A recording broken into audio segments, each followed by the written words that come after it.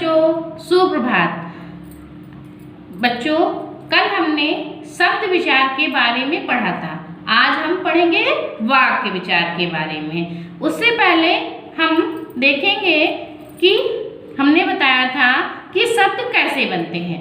तो वर्णों के सार्थक समूह को शब्द कहते हैं, जैसे सिपाही, चोर, ने और पकड़ा।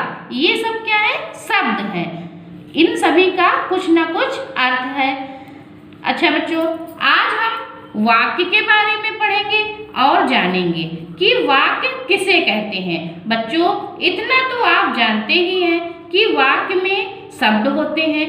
आइए तो फिर इन शब्दों को इकट्ठा लिखते हैं और देखते हैं कि वाक्य बनता है कि नहीं।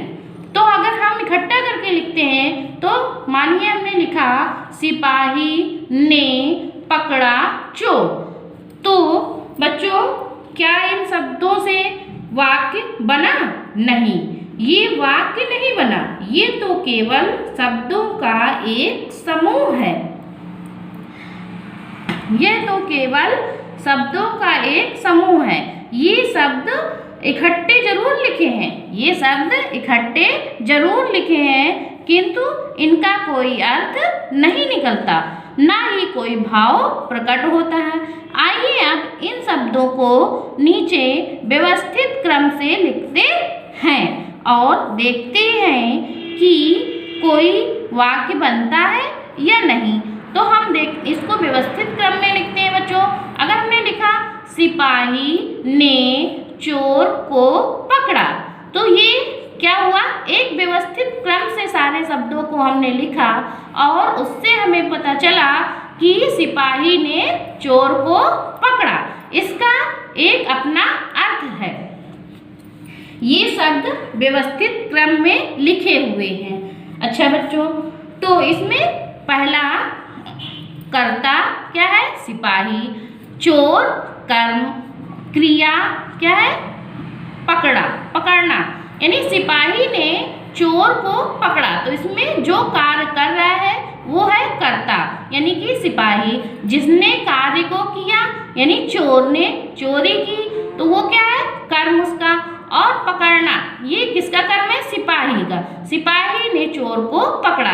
यानी ये सारे व्यवस्थित ढंग से जो भी शब्दों को हमने व्यवस्थित क्रम में लिखा, तो क्या बना? वो वाक्य।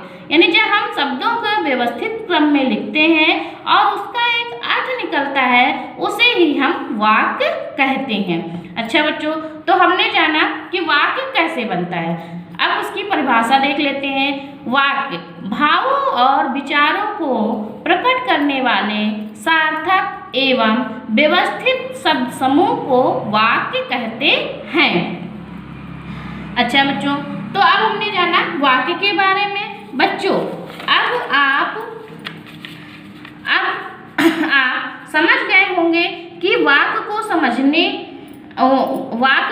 समझने के बाद आइए वाक्य के अंगों के बारे में पढ़ते हैं। तो वाक्य के दो अंग होते हैं। कौन कौन सा? पहला, वाक्य का पहला अंग उद्देश्य और वाक्य का दूसरा अंग विधेय।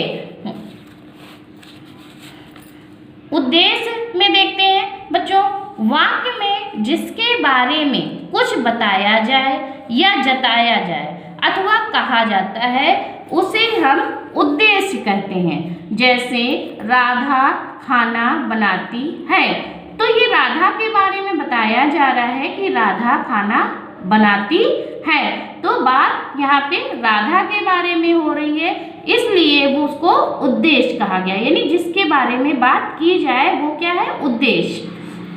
अच्छा, अब हम विधेय के बारे में जानेंगे। विधेय क्या है? वाक्य में उद्देश्य के बारे में जो कुछ कहा जाता है उसे विधेय कहते हैं। यानी जो उद्देश्य है, यानी जिसके बारे में जो बात कही जा रही है, वो विधेय कहलाती है। जैसे हमने ऊपर देखा था, लिखा था वाक्य राधा खाना बनाती है, तो ऊपर हमने जाना था कि बात राधा के बारे में कही जा रही है, तो वो उद्देश्य था। अब यहाँ पे बताया जा रहा है कि खाना कौन बनाता है? राधा।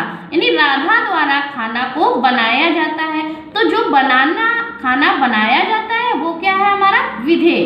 इन्हीं राधा, उद्देश्य और खाना बनाया जाता है क्या है, विधेय।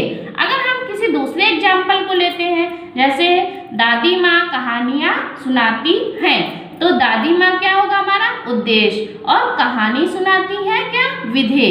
तो बच्चों अब आप उद्देश्य और विधेय के बारे में अच्छे से समझ गए होंगे। अब हम वाक्य के भेद के बारे में बात करते हैं। तो वाक्य के आधार पर वाक्य को दो भागों में बांटा गया है, पहला अर्थ के आधार पर और दूसरा रचना के आधार पर। अर्थ के आधार पर वाक्य के 8 भेद हैं। कैसे? नंबर 1 विधानवाचक वाक्य, नंबर 2 निषेधवाचक वाक्य, नंबर 3 प्रश्नवाचक वाक्य, नंबर 4 विस्मयवाचक वाक्य, नंबर 5 संदेहवाचक वाक्य, नंबर 6 आज्ञावाचक वाक्य, नंबर 7 संकेतवाचक वाक्य, नंबर 8 इच्छावाचक वाक्य। अब रचना के आधार पर वाक्य के भागों को 3 भागों में बांटा गया है। पहला सरल वाक्य, दूसरा संयुक्त वाक्य, तीसरा मिश्रित वाक्य। तो ये बच्चों आज हमने वाक्य के बारे में बात की कि वाक्य कैसे बनता है, वाक्य के कितने भाग होते हैं, वाक्य के कितने अंग होते हैं, इन सब के बारे में हमने बात की। अब वाक्य के जो भेद हैं उनके बारे में विस्तार से हम कल बात करेंगे, लेकिन आप इसका अभ्यास कार्य करेंगे। उसमें आप 5 प्रश्नों के उत्तर लिखेंगे। पहला प्रश्न है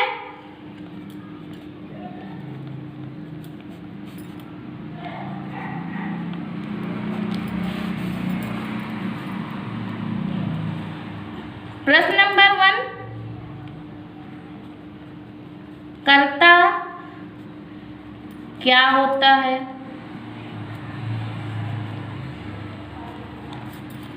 प्रश्न नंबर 2,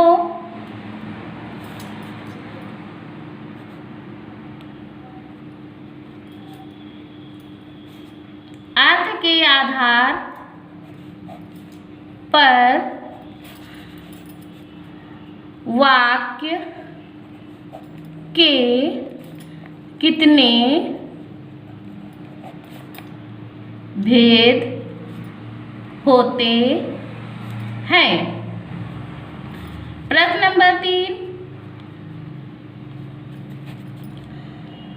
वाक्य किसे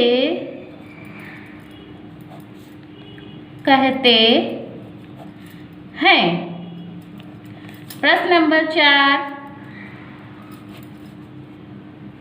वाक्य के कौन कौन से अंग हैं?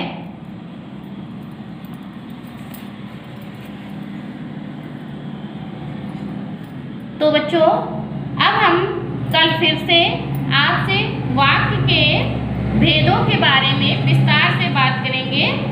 धन्यवाद।